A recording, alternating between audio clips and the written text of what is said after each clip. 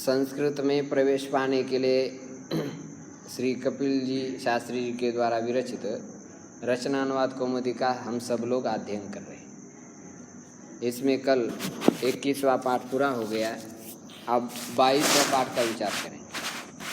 21वें पाठ में उपसर्ग का परिचय दिया है, तो आपने उपसर्ग अच्छी तरफ से याद किए हैं और भवादिगण का शप विकरण बताया और विसर्जनीय से सह से विसर्ग के स्थान पर स होता है खर परे होने, इस संधि का भी परिचय किया था। तो कल उपसर्ग संबंधित एक श्लोक आपको याद करने के लिए बोला था, तो वो श्लोक शायद आपने याद किया है, तो एक बार सुनाने की चेष्टा करें। आपने उपसर्गेण धातर्थो बलात् अन्यत्र नीयते प्रहाराहार संहारा विहार परिहारवत्। बहुत सुंदर।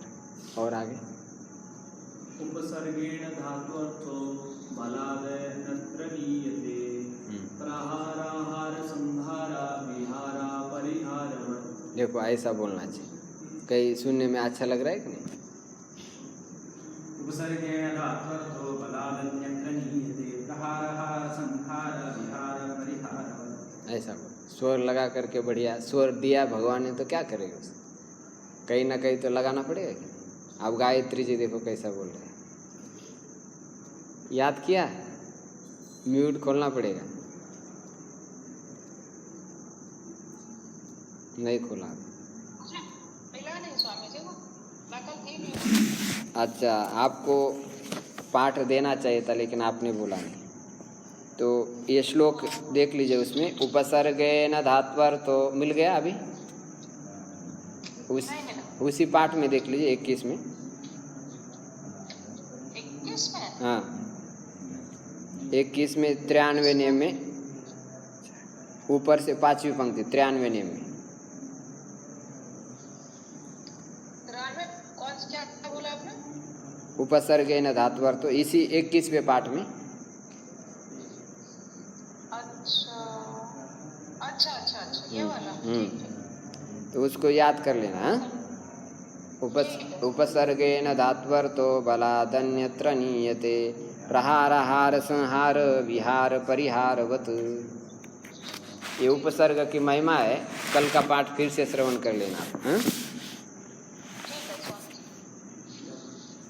और इधर राम आधार जी याद किया आपने? जी बोलिए। उपसर्गेण धात्वर्थो बलादन्यत्र नीयते प्रहाराहार संहार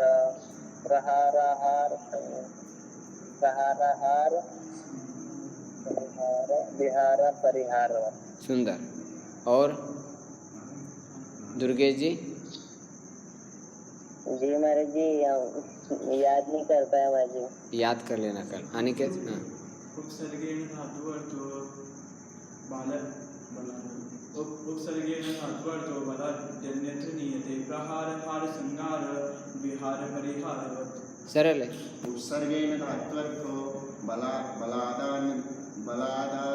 बलादन्यत्र नीयते प्रहारहार संहार विहार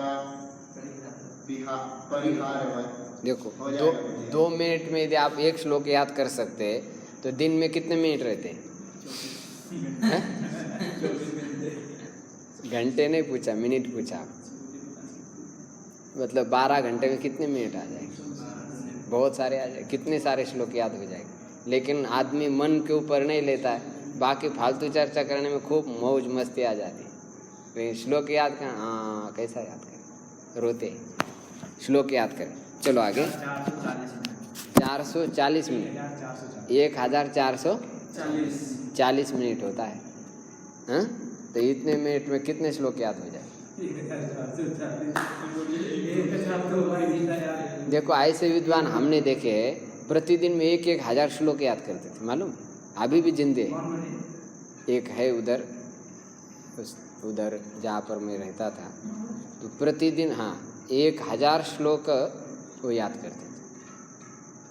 हाँ, अभी भी वो भागवत पूरा याद है, सारे के सारे ग्रंथ पानी की तरह याद है। इतना मतलब बुद्धि की सूक्ष्मता है। तो बचपन से क्या डाले, संस्कार डाले ना उसको। जब वो बच्चे थे उसी समय से शुरू कर दिया, शुरू करते ऐसा हो गया कि दिन में वो हजार श्लोक याद कर गए। अब बाद में हम लोग क्या करते, प्रमाद कर देते तो बुद्धि क्या हो जाए, कुंठित हो जाती। हम लोग की बुद्धि चल सकती, क्यों नहीं चले, लेकिन ध्यान नहीं देते, दूसरे अटराम सटराम बातों में रमते हैं तो परेशानी हो जाती। चलो आगे। अब 22वें पाठ का विचार कर रहे हैं। 22वें पाठ में शब्द दे रहे। पहला शब्द है शरीरम। शरीर का मतलब क्या होता है, शरीर, ये आपके सामने दिखता है ना, श्री हिंसायाम धातु से शरीर शब्द बनता है। शीरियते इति शरीरम, जो प्रतिपल में नष्ट हो रहा है उसको क्या कहते हैं, शरीर कहते हैं। इसको देह भी कहते हैं, काया भी कहते हैं, बहुत सारे नाम है इसके देह के। मुखम, विमानम, धूम्रयानम, ज़्यादा शब्द दिए नहीं, क्योंकि इसमें आप उपसर्ग के एक्सरसाइज करना है। पिछले पाठ में उपसर्ग लगाने पर धातुओं के अर्थ कैसे चेंज होते वो बताया, कुछ इस पाठ में भी बताएंगे। उपसर्ग धातु के अर्थ को कैसा चेंज करते हैं। क्री, उपसर्ग लगाने से पहले मूल धातु का क्या अर्थ है वो आपको ध्यान रख लेना है। उसको आप ध्यान रखने के बाद फिर उपसर्ग के कारण कौन से अर्थ होते हैं वो भी आपको ध्यान रख लेना है।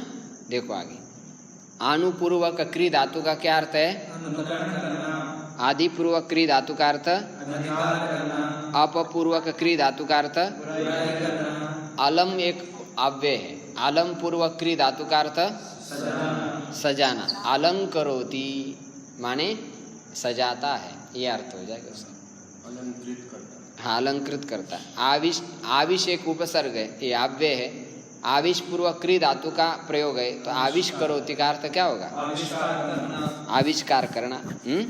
नरेंद्र मोदी महोदय आविश करोति, प्रकट करता है, आविष्कार करता है, ऐसा अर्थ। उपकरोति,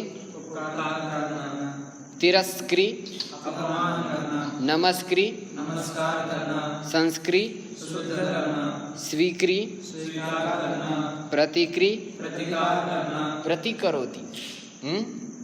विनोद महोदय पिनसम प्रतिकरोति। पिनस माने क्या होता है,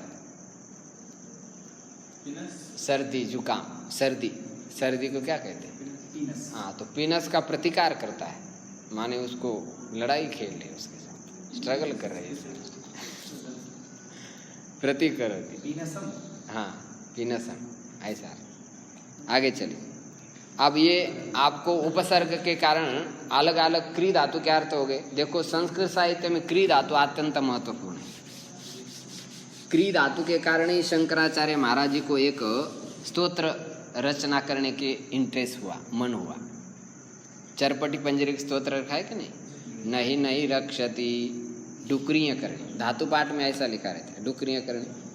वाराणसी में कोई एक बूढ़ा व्यक्ति, उसको भी जग गया, व्याकरण की महिमा सुनी और उसके मन में मूड हो गया कि हम भी व्याकरण पढ़े। अब उसकी आयु थी 90 साल का डोकरा हो गया है। अब ले लिया धातु पाठ और बोल रहा है भू सत्तायाम गुपु रक्षणे। अब ऐसा पढ़ रहा है, तो अब पढ़ेगा तो ठीक है, 2 साल में व्याकरण में, बाद में क्या करेगा, पढ़ नहीं पाएगा। तो शंकराचार्य महाराज जी को बड़ी दया आ गई। तो उन्होंने कहा, हे मूढ़ मते भज गोविंदम, भज गोविंदम, गोविंदम भज मूढ़मते, प्राप्ते सन्निहिते मरणे, नहीं नहीं रक्षति डुक्रिय करने। भज गोविंदम, भज गोविंदम, भज गोविंदम मूढ़मते। हे मूढ़मते, आप तो दिमाग आपका सटिया गया है, अब व्याकरण पढ़ने से कोई लाभ नहीं है। व्याकरण तो तब पढ़ लेना चाहिए, हाँ, जब आप बचपना में है तभी क्या कर लेना चाहिए, व्याकरण सूत्र खूब रटे जाएंगे। तो बुढ़ापे के लिए, बूढ़े व्यक्ति के लिए उपदेश किया था। तो डुक्रियाँ करने, इसमें क्री धातु है, इसके अर्थ देखो, क्री का अर्थ क्या है, करना। धातु का एक ही अर्थ है, करना, लेकिन उस धातु के बहुत अर्थ भी हो जाते। एक नियम है, धातु नाम अनेक अर्थत्वात्, धातुओं के अनेक अर्थ होते हैं। धातु पाठ में फिर अर्थ क्यों लिखते? डुक्रिय करने, क्री धातु का अर्थ करना लिखा। यदि धातु के बहुत सारे अर्थ है तो धातु पाठ में तो एक ही लिखा गया है, और इधर करते कि धातु के बहुत सारे अर्थ हैं।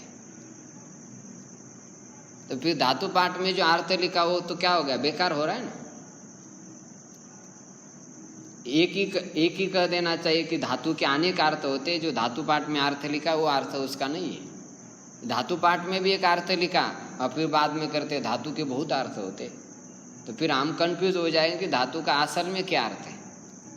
तो इसलिए वैयाकरण लोगों ने बताया धातुओं के अनेक अर्थ होते हैं, लेकिन जब उसको उपसर्ग लगा देते हैं, क्या लगा देते हैं, तब उस धातु के अंदर का जो अर्थ है वो प्रकाशित हो जाता है। उपसर्ग धातु के अंदर बहुत सारे छिपे हुए अर्थ को क्या करते, प्रकाशन करते, द्योतन करते। जैसे इस कमरे के अंदर बहुत सारी चीजें रखी है, लेकिन यदि अंधेरा हो तो आपको दिखाई देगी क्या? नहीं दिखाई देगी। उसके लिए क्या चाहिए? टॉर्च चाहिए, बैटरी चाहिए बढ़िया फोकस वाली, हैं, बहुत पावरफुल तेज वाली चाहिए। तब देखा अरे इसमें तो क्या क्या रखा है, गैस सिलेंडर भी है, चूल्हा भी रखा है, हैं, और तो बढ़िया जो है शौचालय भी बना है, कृष्ण बलराम जी के फोटो भी है, ये सब दिखाए। तो जो उपसर्ग होते हैं वह धातु के अर्थ के क्या हो जाते, द्योतक होते हैं। क्या होते हैं? जैसी लाइट किसी वस्तु को पैदा नहीं करती है, उस वस्तुओं का प्रकाशन करती है, ऐसे धातु के बहुत सारे अर्थ है, लेकिन हमेशा वो पता नहीं चलते जब उसके साथ हम क्या लगाते, उपसर्ग लगाते। टॉर्च लगा दी तो तुरंत क्री धातु कहता है, इसका अर्थ अनुकरण है। आपने क्री धातु के साथ आदि लगा दिया तो उसका अर्थ अधिकार होता है। क्री धातु के साथ आपने आलम लगा दिया तो उसका अर्थ सजाना है। तो धातु के अनेक अर्थ है, लेकिन जब तक उपसर्ग उसके पास में नहीं आता है तब तक पता नहीं चलता है। तो उपसर्ग धातु के अर्थ के क्या होते, द्योतक होते, सूचक होते, बोधक होते, प्रकाशक होते। इस बात को आप थोड़ा ध्यान रखें, समझ आए? तो धातु के अनेक अर्थ भी होते और धातु का एक अर्थ भी होता है। धातु पाठ में जो एक अर्थ लिखा है वो ठीक ही है, केवल क्री धातु का अर्थ क्या होता है, करना होता है। लेकिन जब उपसर्ग आप लगा देते तो उसके बहुत सारे अर्थ हो जाते। इसलिए हमने कल श्लोक बोला था, उपसर्गे न धातुआ तो बलाद् अन्यत्र नीयते, जबरदस्ती से अन्यत्र लिया जाता है। प्रहार, आहार, संहार, विहार, परिहार होता, उसमें एग्जाम्पल से समझा दिया। ये बात आप ध्यान रखेंगे तो उपसर्ग से धातु के अर्थ बहुत सारे हो जाते हैं। हाँ, उपसर्ग के अर्थ भी आज ग्रुप पर डाल दिए हैं, तो उसी को भी आप थोड़ा थोड़ा चिंतन करते जाइए। एक एक उपसर्ग 10-10, 20-20 अर्थ होते हैं। चले आगे ध्यान दीजिए। डुक्री ऐसा लिखा रहता है उसमें, डू और क्री, ये जो दोनों साइड में लगा रहता नहीं, इसका भी कुछ विशेष लाभ होता है। ये फालतू नहीं जोड़ा, उसके साइड में 2 वस्त्र लगाए हैं, बाद में उसको हटाया जाता है। हटाने के बाद कुछ कार्य उसमें भी हो जाते हैं। जब आप लघु सिद्धांत पढ़ेंगे तब उसको पता चलेगा, ऐसा पता नहीं चलेगा। डुक्री ऐसा मूल याद करना पड़ता है आपको धातु पाठ में।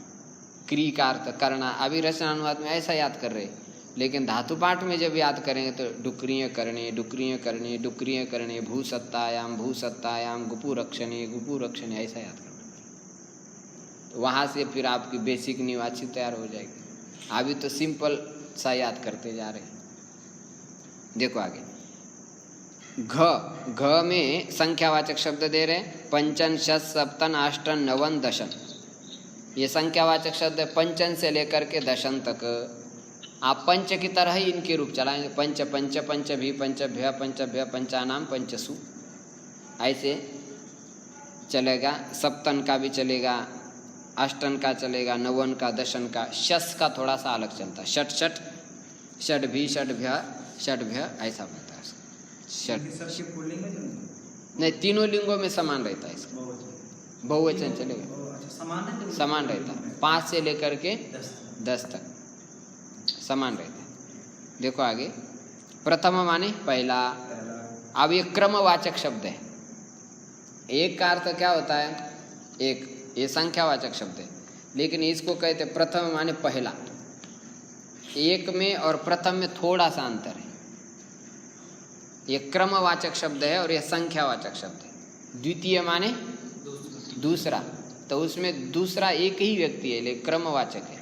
तृतीय माने चतुर्थ माने, और चत्वारः माने चार, वो संख्यावाचक शब्द है। और चतुर्थ माने चौथा, चतुर्थोध्याय, चौथा अध्याय, वा लगा जाता है उसके साथ, वो क्रमवाचक शब्द हो जाता है। और पंचमः माने षष्ठः, सप्तमः, अष्टमः, नवमः और दशमः, ये क्रमवाचक शब्द कहते हैं।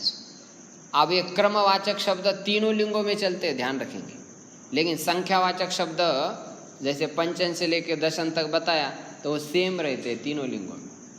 पंच पुरुषाः, पंच नार्यः, पंच नगराणि, तीनों लिंगों में पंच पंच ही रह जाता है, उसमें कोई चेंज नहीं होता है।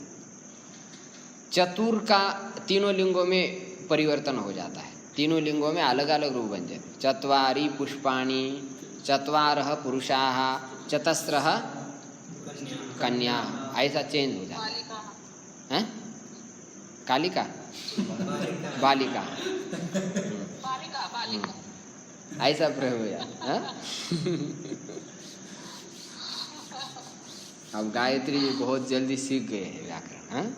बहुत कम समय में ज़्यादा प्रगति कर गया, अच्छी बात है। चलो आप देखिए आगे व्याकरण। आप क्रमवाचक शब्द और संख्यावाचक समझ आ गए ना आपको।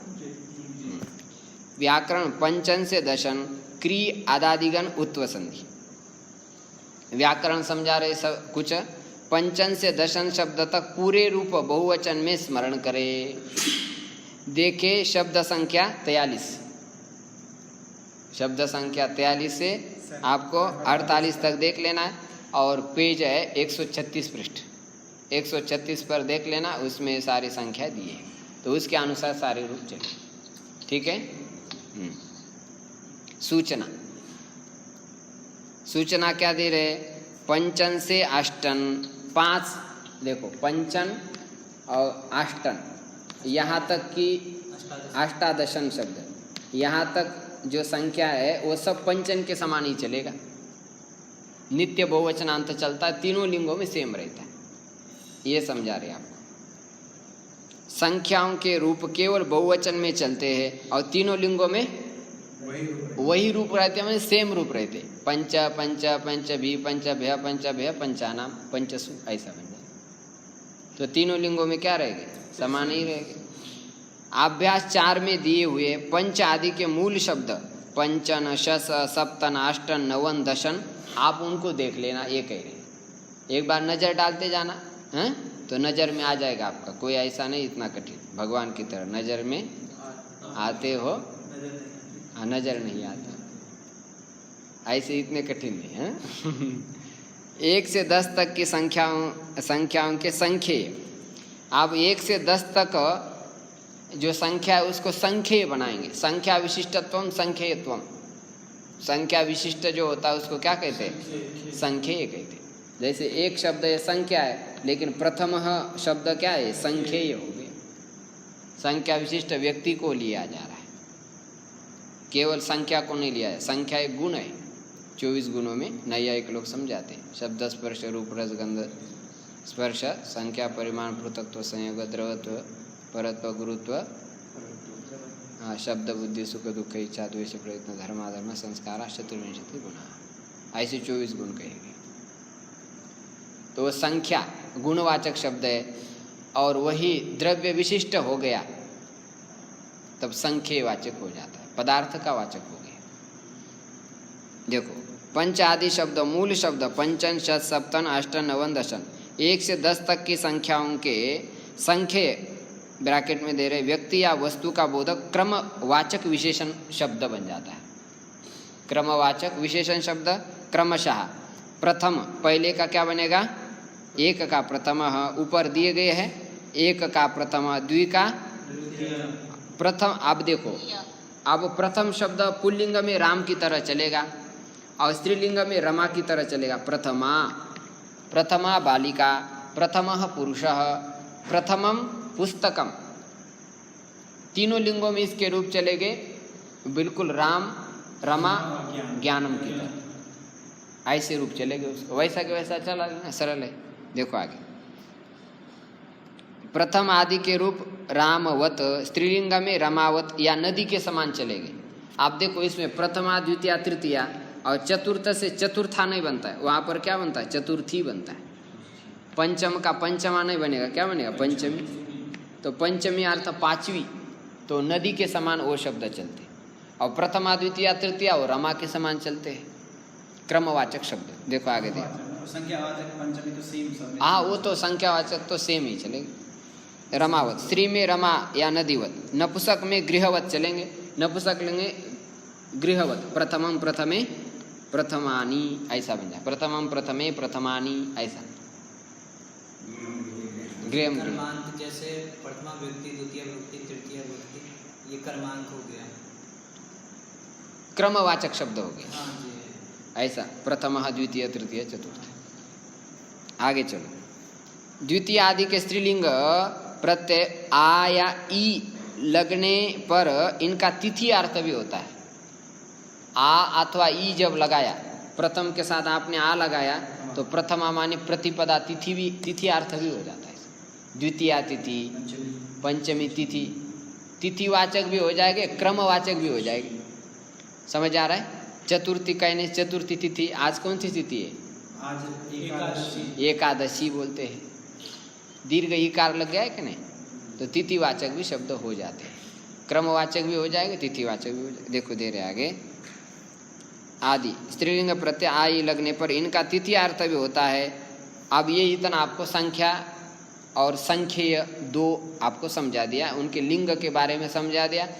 व्याकरण है क्या, लिंग ध्यान रखे, विभक्ति ध्यान रखे और वचन को ध्यान रखे, बस व्याकरण हो ही गया। और क्या, जिसको लिंग पकड़ में आ गया, विभक्ति पकड़ में आ गई और वचन पकड़ में आ गया, वो व्याकरण बन गया। और क्या कठिनाई से, लेकिन इसी में उलझाते हैं हम।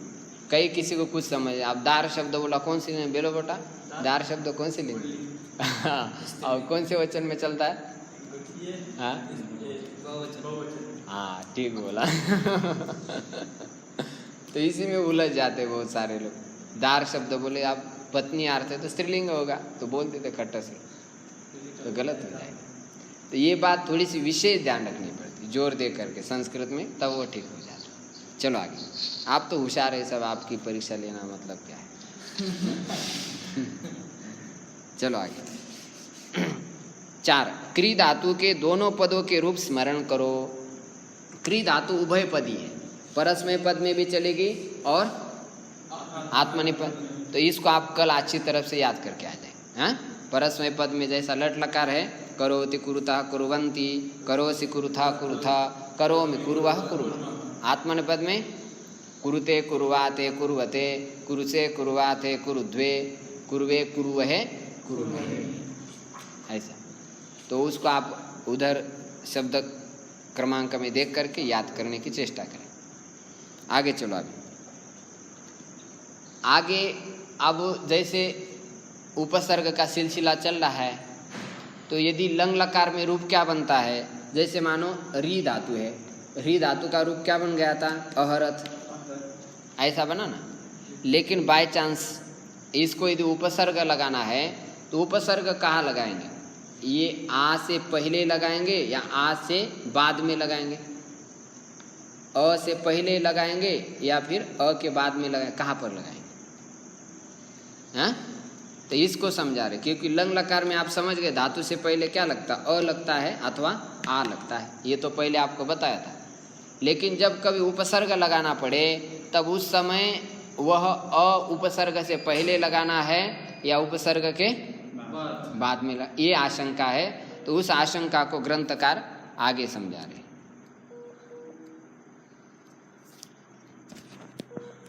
उपसर्ग को समझा रहे हैं कि कहाँ पर लगाना है जब लग जाता है धातु को। देखिए 96 नियम, लंग लकार में अ शुद्ध धातु से पहले लगता है। अहरत बना है कि नहीं? तो शुद्ध धातु से पहले लगे, उपसर्ग से पहले कभी नहीं लगता है।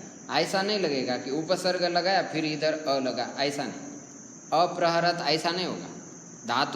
धातु से पहले लगेगा, फिर उसके पहले उपसर्ग लग जाता।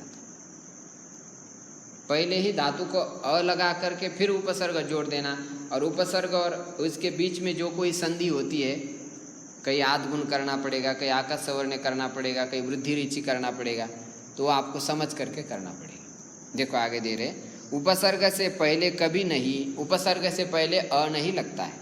अतः उपसर्ग युक्त धातुओं में लंग में धातु से पहले अ लगाकर उपसर्ग मिलावे।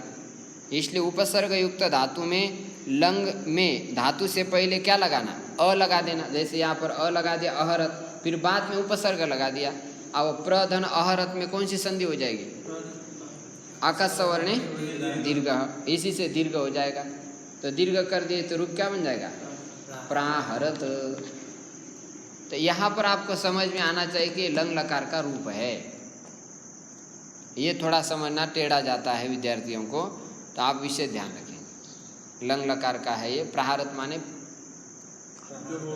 प्रकर्ष रूप से उसने हरण कर लिया है, कर चुका है ऐसा। देखो आगे दिया है, संधि कार्य प्राप्त हो तो उसे भी कर ले। अब संधि कार्य कोई भी हो सकता है, गुण वृद्धि आदि। देखो री का अहरत बन गया, सम उपसर्ग लगा दिया तो क्या बन गया, समहरत, ऐसा रूप बन गया समहरत। अहरत सम जोड़ दिया तो समहरत बन गया।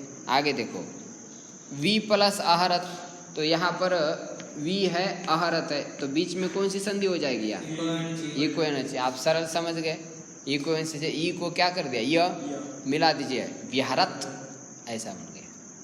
ये उपसर्ग और वो अ के बीच की संधि ध्यान रखें। आगे चलो, प्राहरत दे दिया, आकाश सवर्ण दीर्घ है।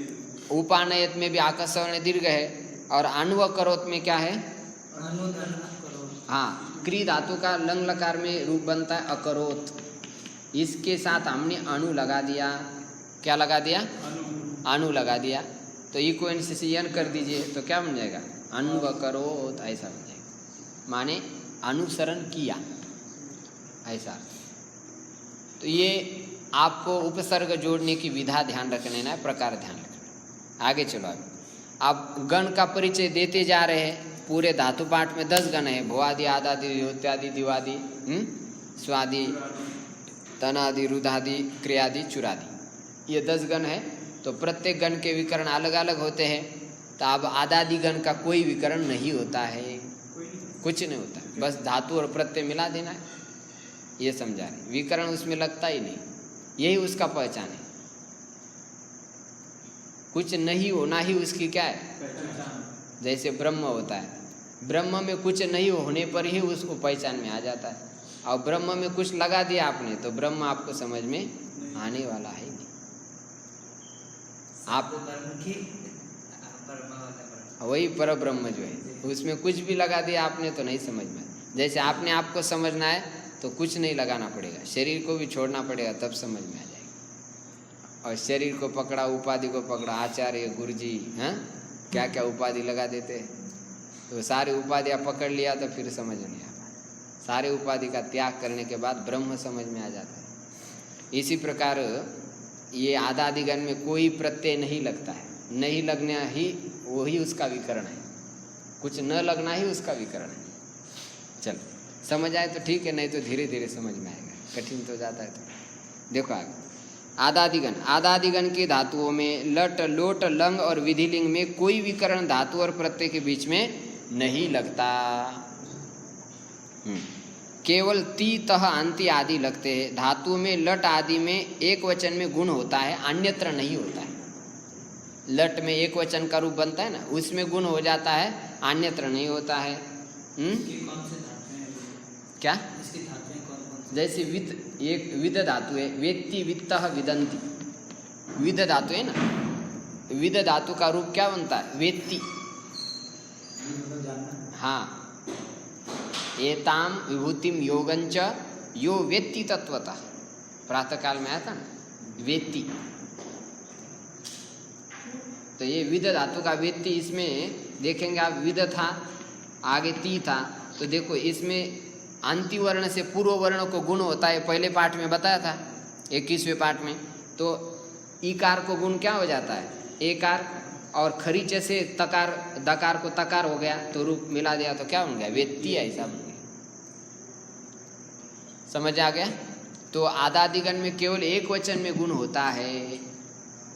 और सब वही सब। हाँ, मतलब प्रथम पुरुष, मध्यम पुरुष और उत्तम पुरुष, एक वचन में गुण होता है, अन्यत्र गुण नहीं होता है। इतनी विशेषता थोड़ी ध्यान रखनी पड़ेगी, धीरे धीरे प्रैक्टिस करते करते आ जाएगा। देखो आगे आप संधि का मामला दे रहे हैं। संधि में महत्वपूर्ण संधि आज की थोड़ा ध्यान से समझने की चेष्टा करें। स सजसो रूहु, पद के अंत में स और सजुस के शकार को रू र या विसर्ग होता है। देखो पद के अंत में कई पर भी, जैसे एग्जाम्पल देखो, रामस, आगे क्या है? तरत। ये जो राम के आगे सु प्रत्यय लगता है, जो 21 प्रत्यय आपको बोला था कि नहीं, सुआ उजस अमा उठस, हाँ, तो उसमें से पहला सु लग गया। अब इस स को ये सूत्र पद के अंत में होने पर क्या कर देता है? रू कर देता है। क्या करेगा? रू में उकार चला जाएगा, र बचेगा। अब इस र को विसर्ग हो जाएगा। एक सूत्र है, क्या सूत्र है? खरावसानी और विसर्जनी, इससे रेप को विसर्ग हो जाएगा। और विसर्ग होने के बाद कल का जो सूत्र आया था विसर्जनीयस्य स, इसी से विसर्ग को क्या हो जाता है? स, पर में खर मिल गया कि नहीं, तो इसको स हो गया, तो रूप क्या बन जाएगा? रामस्तरती। तो इसके 3 सीढ़ियाँ है। पहला आपको ऑलरेडी क्या मिलेगा? सकार मिलेगा, फिर सकार को रेप कर लेना, रेप को फिर विसर्ग कर लेना, फिर विसर्ग को सकार कर देना, तब संधि हो गई रामस्तरती। ऐसा संधि बनता है। ये शब्द संस्कार इसको कहते हैं। जैसे हम एग्जाम्पल समझने के लिए दे रहे, गीता भवन के अन्न क्षेत्र में सब्जी मिल जाती है, सब्जी ही क्या है, लेकिन कई महात्मा लोग कुटिया में ले आ जाते, फिर उसको बढ़िया छोक लगा देते। क्या लगा देते? पहले भी सब्जी थी, बाद में सब्जी थी, लेकिन बीच में क्या लग गया? संस्कार हो गया, छोक लग गई। पहले भी रामस्तरती था, बाद में भी रामस्तरती हो गया, बीच में क्या हो गया? छोक लग गई, बस और कुछ समझ आ गया? तो बस यही छोक लगानी है। संस्कृत माने क्या है? छोक का शास्त्र है। थोड़ा सा टेस्टी बना दो और प्याज लहसुन मत बोलो, मसाला बोलो। आगे चलो, आगे 99 नियम देखेंगे। हाँ, 99 नियम में आतो रो प्लुतात दप्लुते, ये नियम आ रहा है। ये क्या करता है? ये भी रू करता है।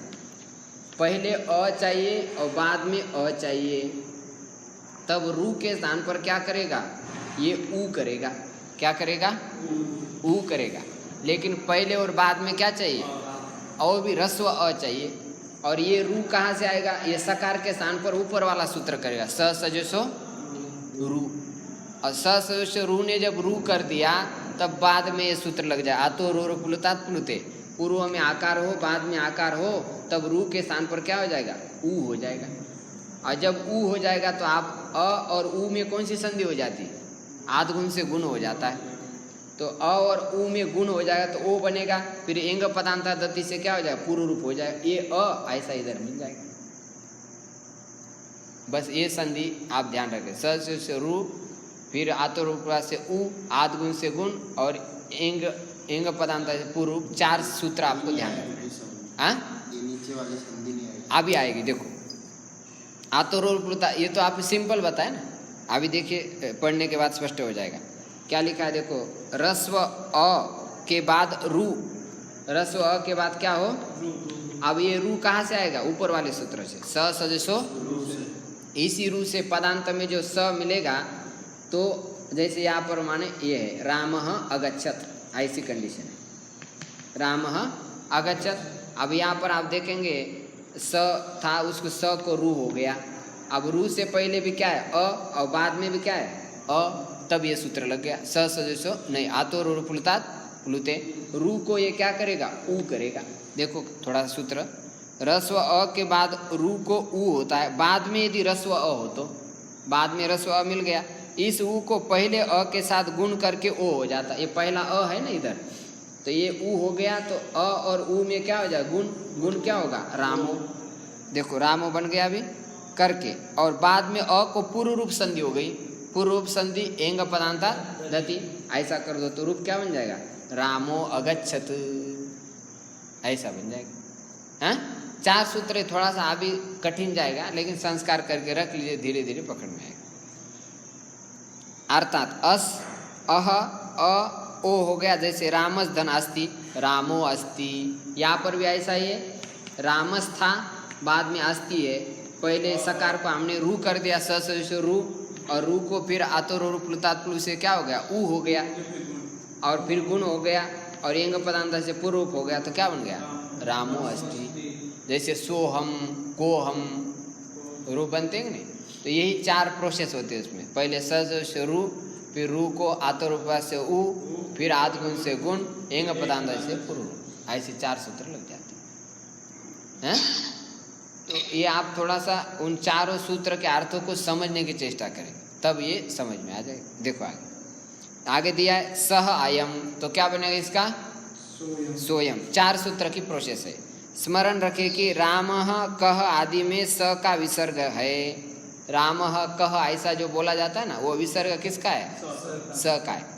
सकार को रू हो गया, और रू को विराम अवसानम खरावसान विसर्जन से विसर्ग, रामः कह ऐसा रूप बनता है। जहाँ अन्य नियम नहीं लगेंगे वहाँ नियम 98 से र हो जाएगा, हरि रवदत।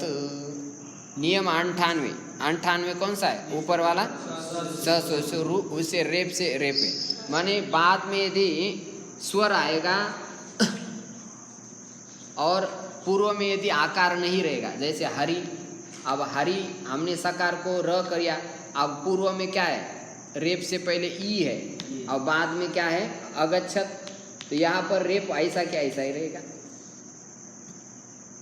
रेप से पहले ई रहा ना, तो ऐसा क्या है, यदि अ होता तब तो फिर संधि हो जाती, हाँ, रामो अगच्छत ऐसा हो जाता। लेकिन दूसरा वर्ण आएगा तो नहीं होगा, तब फिर रेप का रेप ही ले रहा है।